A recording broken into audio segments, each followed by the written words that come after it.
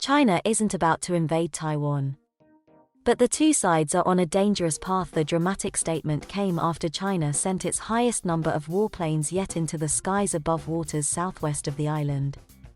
But despite the rhetoric and the military saber-rattling, analysts agree China is unlikely to invade Taiwan anytime soon, with one expert adding the chance of invasion in the next 12 months is close to zero.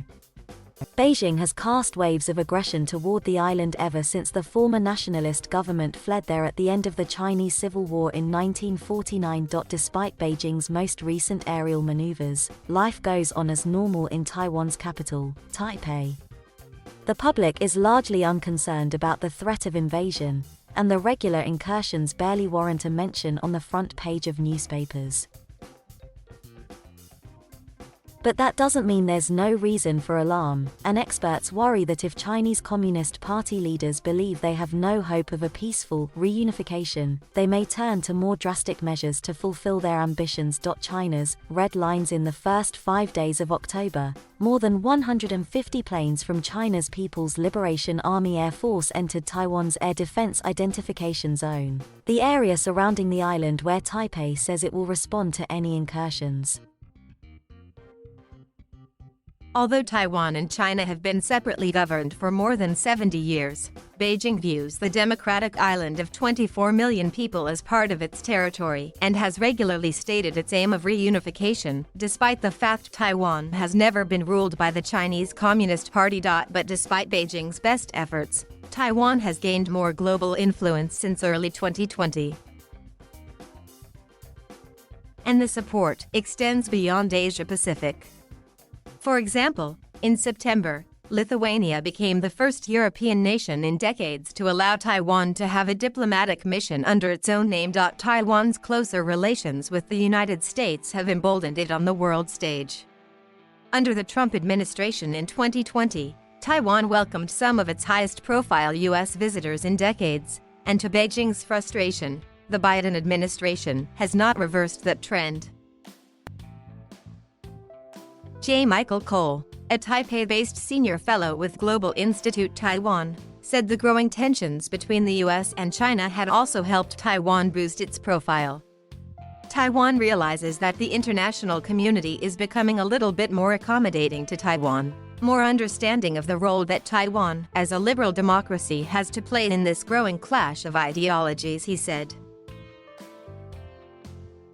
Rather than a prelude to an invasion, the increased Chinese flyovers are a symbol of Beijing's frustration and a reminder to Taiwan and the U.S. not to cross China's red lines, said Bonnie Glaser, director of the Asia program at the German Marshall Fund of the United States. She said those red lines, which if crossed could spark a military escalation from Beijing, include campaigning for formal Taiwan independence or a decision to deploy large numbers of U.S. troops to the island. China wants to keep Taiwan in a box, and it is using more and more coercion against Taiwan.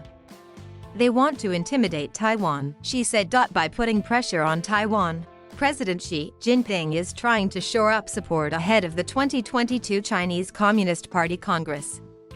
That's when Xi's second term ends, though it's almost certain he'll stay on as president. Wen Ti-sung, a fellow at the Australian Centre on China in the World at the Australian National University, said she also wants to garner support ahead of a meeting of the Communist Party in November where a short list of candidates for higher office will be finalized. A strong policy on Taiwan could determine how many allies he can place in top positions for the next 5 years. At a moment like this, using some show of force to drum up nationalist sentiment, create a rally around the flag effect, is usually a good thing for the incumbent. For the commander-in-chief, he said. China's peaceful reunification goal. In a speech on October 9, the Chinese president emphasized his desire for peaceful reunification with Taiwan, and appeared to imply he was prepared to wait for the island to voluntarily comply. When I read what Xi Jinping says about Taiwan, I'm struck at the lack of urgency, Glaser said. But experts said it is hard to see what path remains for Beijing's vision of unification. Support for moving toward independence for Taiwan, meaning pursuing a future formally separate from mainland China, is at its highest point in decades, according to surveys by Taiwan's National Tsinghua University's Election Study Center. In June, a poll of 4,717 people in Taiwan found 25.8% want to move toward independence, while fewer than 10% want unification with mainland China. The majority opinion was to stick with the status quo for now. The sentiment for a move toward independence has more than doubled since 2018, the survey found. Sung attributed the rise to Beijing's brutal treatment of Hong Kong, a major financial hub that was promised 50 years of semi-autonomous governance, only to have its civil liberties severely curtailed by Beijing after major pro-democracy protests in 2019. In light of the Hong Kong crisis, I think the appeal of a peaceful unification under a one-country, two-systems scenario in Taiwan is very, very low, he said. Beijing has several reasons to hope Taiwan will eventually unify voluntarily. The newly elected leader of Taiwan's opposition, Kuomintang Party, Eric Chu, has agreed mainland China and Taiwan belong to the same country.